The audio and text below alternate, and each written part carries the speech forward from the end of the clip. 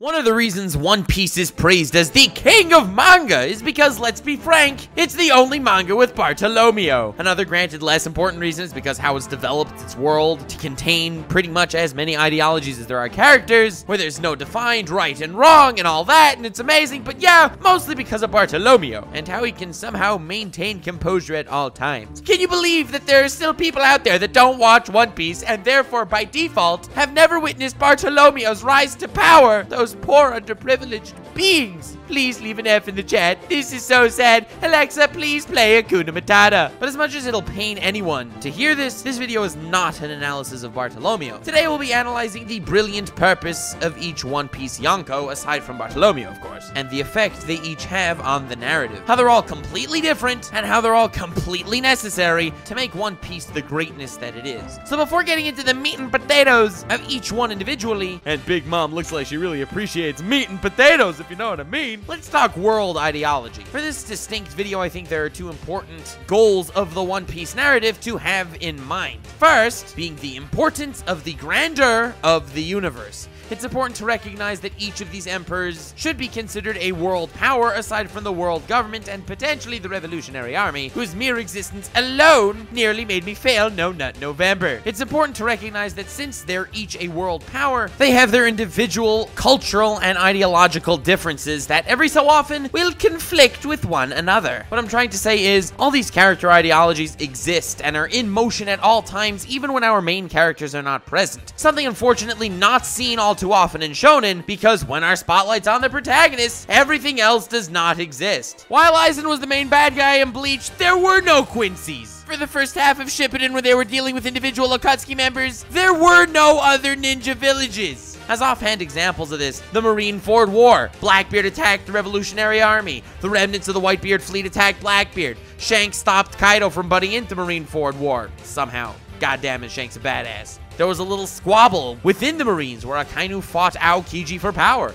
The Revolutionary Army is currently invading the world government's reverie. This list goes on, and everything I've mentioned so far has absolutely nothing to do with the main characters. Yet, they are in motion regardless. That's point one in epic world building that every other story could take a lesson from. And funnily enough, it's super important to the point I would like to talk about before beginning the individual Yonko breakdown. How yes, the whole world moves forward without Luffy, and that's why it's great that our perspective of the narrative itself definitely does follow Luffy. And that makes everything I'm about to say far more powerful, because there are two perspectives at play at all times. There's the world perspective, and there's also our main characters and how he'll shape the world. I apologize for the Bartolomeo thing that I did in the beginning. Honestly, I don't know what was going through my head when I was writing the script. All I know is I'm a big fan of the guy. He deserves more followers. I'm just the only guy honest enough to say it, damn it. Now, the order I will be covering the different Yonko in has absolutely no basis on anything. It's not chronological order, it's not age order, it's not alphabetical order. It's the Nux order for the ultimate impact of what this video is kind of trying to get across. If you don't like it, lump it, digest it, and dump it. We're starting with Whitebeard, the most aptly named pirate of all time. So let's take a peek at him from these two perspectives. Firstly, the Luffy perspective, the perspective of our narrative rather than the perspective of the world. Realize until this point, when Whitebeard was introduced at the Marineford War, all of Luffy's major opponents, aside from Enel, were warlords. Warlords are crazy powerful dudes. Luffy's just managed to get to warlord level. Well, depending on the warlord, of course. But a single warlord is a threat. A single warlord thus far was considered the boss of a saga. Look at the terrifying power Crocodile held over the Alabasta saga. That was a tip-top tier pirate. Now, all these 7 warlords, yeah, they all work for the world government. Special rules in play to keep these guys kind of under good behavior, at the same time not messing with them too much so they can kind of do their own thing too. It's a very interesting system that I'd love to cover a different day, but the point is, these 7 warlords on an individual level are nothing compared to the grandeur of the world government itself. The Marineford War is where the entire world government, comprised of all the Marines and the warlords that came to aid them, they're all taken on one-on-one against Whitebeard. This is the introduction of an emperor. Whitebeard isn't in the same league as anything we've seen before, and I feel like Whitebeard's Marineford battle alone did a good enough job to convey the message of what we're dealing with and how we have no idea what we're dealing with. It's a level beyond anything we've imagined until this point, and I can't think of a better introduction to the new world than witnessing the peak of the old world firsthand. That's how the baton is passed to the next half of the One Piece series, and that's how our perspective follows Luffy. The way Whitebeard affected the world through his same exact actions is very different. While Luffy cites the entire show was dead set on fighting the One Piece, and since it's kind of in the title of the show, we know that's gonna happen, maybe. Small chance. But as for the rest of the world, morale is definitely falling. That is until Whitebeard's dying words proclaim to the world that the One Piece is real, I've seen it, good luck fam. Okay, maybe not exactly his last words, but you know what I mean. It kicked pirate morale into overdrive, giving a completely different vibe to your average pirate in the entire second half of One Piece. Now I say second half loosely, because for all I know, One Piece may never end, but I'm talking old world and new world. Speaking of what Whitebeard set up in the new world, in regard to the universe itself, we got Blackbeard, a new major threat that emerged oh so suddenly. Obviously, I will be covering him as he is a Yonko after all. Let's not forget that at this point, Whitebeard is considered the strongest man alive. This strength was absorbed by Blackbeard somehow, and a new threat to the universe itself has arisen. Blackbeard doesn't seem like he's as nice of a dude as Whitebeard is, but before our very eyes, we watched a major player to the universe itself get instantaneously created. It was scary, and with that, I would like to move on to the next Yonko. Red-haired Shanks. Something incredible about Shanks and the fact that he's a Yonko altogether is that he was introduced right at the very beginning of the story as some kind of paternal figure to Luffy. Because of this, he's perceived through our eyes as the alleged good guy of the Emperor's, yet despite the pleasant mannerisms and his jolly crew, we know absolutely nothing about him. From Luffy's perspective, he's an old friend, possible eventual ally, and someone he's looking forward to crossing paths with in the future, but seemingly Shanks has absolutely no interest in finding the One Piece, so that doesn't really make him a rival, it just makes him another world power that, well, Luffy happens to be a buddy of. By the fact that he's considered a Yonko, by the fact that he stopped Kaido from meddling in Marineford, and by the fact that his presence alone stopped a cataclysmic war, the biggest of the age, it means this guy is quite the powerhouse, and the world seems to know a little something about him that we don't as we're watching through Luffy's eyes. So from Luffy's perspective, it's pretty awesome that it seems like he's on his side, that it seems like he's got a buddy in the world that's, well, pretty freaking badass. But from the world's perspective, not Luffy's, he's the biggest anomaly of the Yonko, and that's half the reason why it's so fascinating every time he's on screen.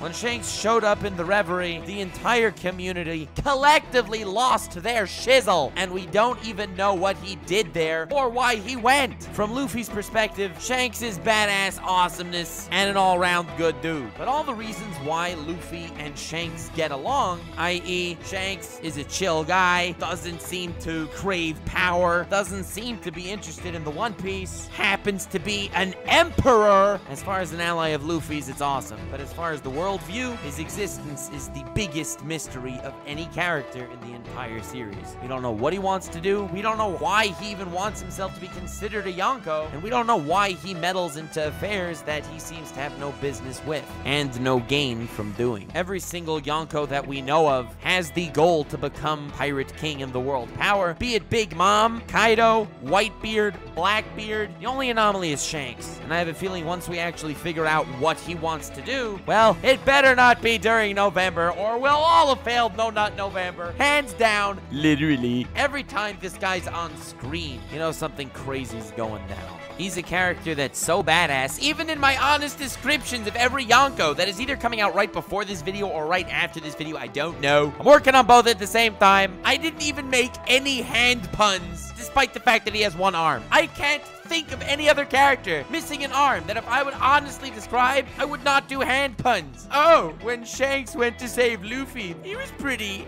handy. Looks like when Shanks walked onto the Marineford battlefield and stopped the war, he didn't even need a hand. No, none of that. That's how badass he is. Damn it, I love Shanks, and I literally know nothing about him. I hate that I love those characters, but I love that I hate that I love those characters. what? Next, I would like to talk about a third Yonko that showed up at the Marineford War, and that would be Blackbeard. This is the moment in history when the Whitebeard era ended and the Blackbeard one began. And I love this introduction to Blackbeard's character because it served two basic purposes in the One Piece narrative. Firstly, and simply, the Luffy perspective. He is the seeming arch nemesis of the series at this point. I mean, unless of course you watched my theory video, which came out before Im-sama's reveal, which predicted Im-sama's reveal. And I don't want any weird flex but okay comments. It's a total natural flex to be proud of oneself when you get a theory right, okay? But in any case, that's all aside, because as we know, as an anime YouTuber who listens to the Death Note OST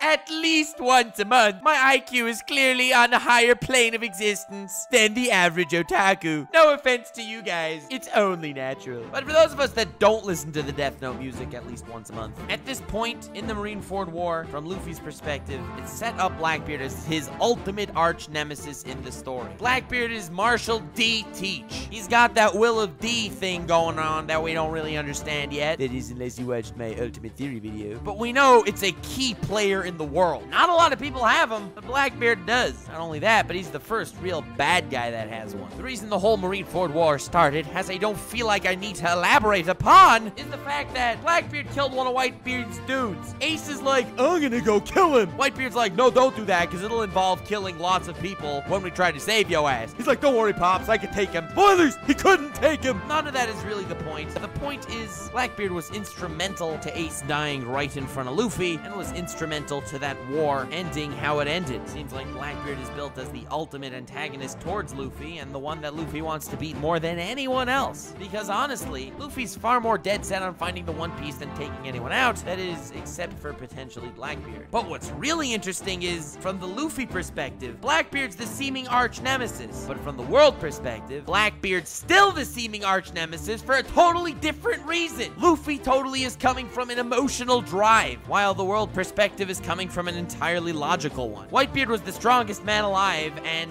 his power was added on to Blackbeard and what he already can do. Not to mention, Blackbeard instantaneously got an army of top-tier prisoners from Impel Down. He was a nobody that became a world power in a moment, seizing the opportunity with both hands. Yeah, his name was more than trending on Twitter after all that. He became an arch nemesis to Luffy, and an arch nemesis to the world as well. In a moment, he became a key player, and he became an end game player, both from Luffy's perspective and the world.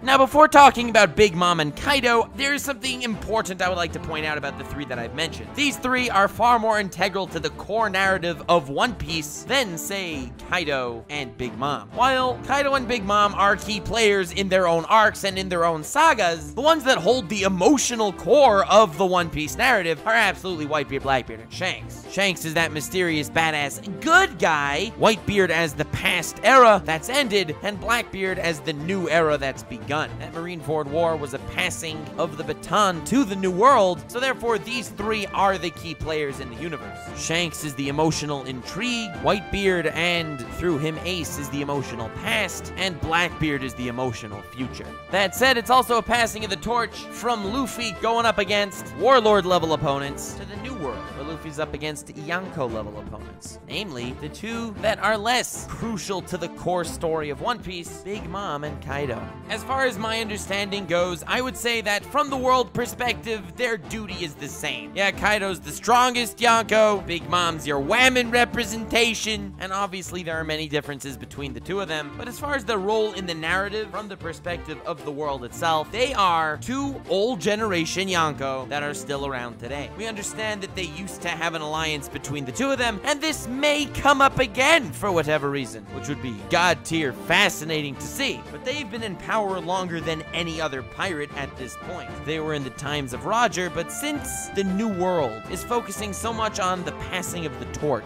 how Blackbeard is a major threat, how we're learning what exactly is going on with each supernova, where the Revolutionary Army is taking its stance. As far as the narrative flow, these are the two big Plymouths required to be over overcome, as they represent the unshakable past. Their existence alone is enhancing the world of One Piece, but I believe their purpose is far more relevant in regard to following our main character than necessarily in regard to the eventuality of where the One Piece narrative will end up. What I'm trying to say is, neither Big Mom nor Kaido will be endgame players. They're not the D's, they're not going to be the world government. They're the two seemingly insurmountable obstacles in front of Luffy, and they each have different purposes in regard to developing Luffy and his journey in the new world, because these guys were around since Gold the Roger. So let's discuss them individually now in regard to developing Luffy's journey. This may come as a bit of a surprise, but let's start with Kaido, actually. Kaido's an actual emperor that Luffy first set his sights on to take down. And that's really all there is to it. To realize just insane the title of Yonkou really is, it involved Punk Hazard, leading them to Dressrosa, leading them to Zou, leading them to Wano, to actually finally bump into Kaido, to then get completely demolished by him. Both Big Mom and Kaido are similar in respect to them giving off the air of what a Yonkou is and what a Yonkou should be regarded as. Kaido's a lot more direct, with his widespread empire and ridiculous power. He got across perfectly well exactly what a Yonkou is in regard to Luffy interfering with the Yonkou. Big Mom teaches us what a Yonkou is as far as when a Yonkou wants to interfere with you. And this is the reason why I decided to talk about Kaido a bit first. Because understanding that One Piece is a basic journey where Luffy points and the ship follows, and then Nami points in the right direction, the ship follows her, because Luffy's sense of direction is, like, granted a little better than Zoro's, but at the same time, we leave the navigating to the Wham and we leave the fighting to the dudes in One Piece. For the entire story until this point, though, we were basically following Luffy. Wherever he wanted to go, they went. Granted, there were obstacles along the way, but the direction hasn't changed. That is, until Big Mom. In Punk Hazard, they devised the ultimate plan to go deal with Kaido, but somewhere during the same time span, Big Mom was like, hey, let's kidnap Sanji, expressing that the will of a Yonkou is basically on par with the force of nature. She said, I want Sanji, and she got Sanji, and it completely veered Luffy off the path he was heading because of Big Mom's mere whim. To reiterate, Kaido is showing us what a Yonkou is in regard to us attacking the Yonkou, and us being the one that's making the decision. Big Mom is showing us that the Yonkou can make decisions too, and if their decision happens to clash with our decision, oh boy will they win, and Luffy will spend 100 chapters in Whole Cake Island and manage to escape without actually crossing fists with Big Mom. Until this point, whenever an arc ended and Luffy progressed to the next arc, the main bad guy of the arc was taken down to show Luffy's growth, to finish his story happily. But the main bad guy that was taken down in this arc was Katakuri. It wasn't Big Mom. Luffy never clashed with Big Mom, keeping the title of Emperor intact for when Luffy finally meets Kaido. Whitebeard introduced us to the power of an emperor, but not in actual opposition to Luffy. It was in opposition to the world government. But now that we've traversed into the new world, where Luffy's really making a name for himself, and he's up against the Yonkou, we need to introduce the Yonkou in regard to Luffy, with Big Mom and Kaido covering every angle. I very much believe that to be the basic purpose of every single Yonkou in the One Piece narrative, in regard to how they affect the world, and how they affect our view through the protagonist's eyes. And speaking of the protagonist, the one final brief mention as far as Yonkous go, Big News Morgan called Luffy a Yonkou, and I don't need any more reason to talk about him. I included him in my honest description of every Yonkou. Why not include him here as a brief mention? Because even though he's not actually a Yonkou, that is kind of his goal. And that's why, if I were to phrase in just a sentence what the entire story of One Piece really is in regard to our main character, it's how one boy named Luffy had a presence that changed the world. The entire story is not your typical how the world changes the protagonist and then how your protagonist saves the world, but instead the focus is on how your protagonist changes the world. That's why I made a whole video on why the newspapers are like my favorite thing in One Piece, because when the newspaper talks about Luffy, it means Luffy's feats are actually getting out. Luffy's actually affecting the world. It's not just the world that's affecting him. But looking at these other titans of Yonkous, we know that Luffy has a lot of growing to do, which is why I hope One Piece does not end anywhere in the near future, and I eagerly await every single week for the next chapter of Luffy's adventure and for the next chapter of my adventure. Emperors and Empresses, thank you so much for watching. I hope you enjoyed. Feel free to leave a like if you did, and subscribe if you want more in-depth analysis, discussions, or satirical content on One Piece or any other anime. Let me know in the comments what you want in the future. Honestly, if it's anime related, there is a chance, and if it's not anime related, well, the chances are slimmer. I don't know what I released first, this video covering the purpose of every Yonkou, or my honest description on every Yonkou. If that was first, link is in the description and at the end of the video. And if it's not out yet, then I hope you can take some satire, fam. You'll either love it or hate it. This was a relatively fun video. I'm happy I got back into making One Piece videos. It's been too long. I should do more. Link in the description to my Twitter. Feel free to follow me there. Also link to my merch. Picking some up would really help out the channel. And link to my Patreon. All patrons are invited to the Discord server, where we have mind-numbingly important discussions. And I wanted to especially thank King Beat My Meat, Sage of Snakes, Steelers, Pop-Up, Grumpy Welshman, Lazy Ronin, Girthy Worm, Jim, Allison Stricker, JD Finchery, Laser Sash, Ethan Price, Frisky Dingo, Soy Boy Theories, one of the One Piece YouTuber kings, MD, Q, Praise Lord Gerugamesha, Billy Thompson, Lord Twigo's Priestess, Salve Says, Gremlin, Sergeant Malarkey, Alan Weebus, Crazy Beat, Divine Reigns, Miku, and TM Philly. Also wanted to thank the Lord Twigo Rank, Cream My Pancake, Emir Zekic, Rari, Necro, Zintergarden, Portland Ewing, Zombie Misha, and Kyle the Warrior. I also wanted to thank the God Usopp Rank, Tyler Schumacher, Dark Elements, Sunny Parks, and Maurice Louis Dreyfus. Thank you all so much for pledging. Thank you all so much for watching until this point. Fanbase, I really appreciate the support on some of my latest videos. It really was a big pick-me-up for the last week or so. You know I'm talking about the Bond video. I know you think it's probably dumb to leave a comment because, hey, I won't see it anyway. But I do see a lot of them, and I very much appreciate them. So, with that said, thanks, and stay weird, fam.